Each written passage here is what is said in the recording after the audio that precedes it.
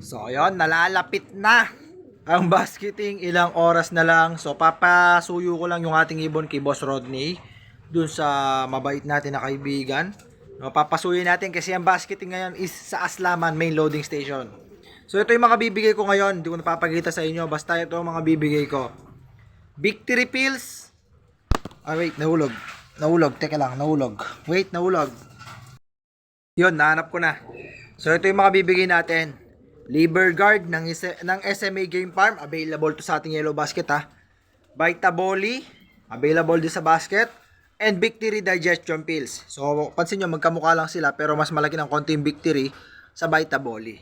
Yan yung mga papabaon natin ngayon. Ito yung mga magiging lakas ng ibon natin sa darating na Sunday para sa Final Lap Claveria Cagayan. Paparte lang tayo sa Patibayan, malaking bagay na yon mga kalapatids.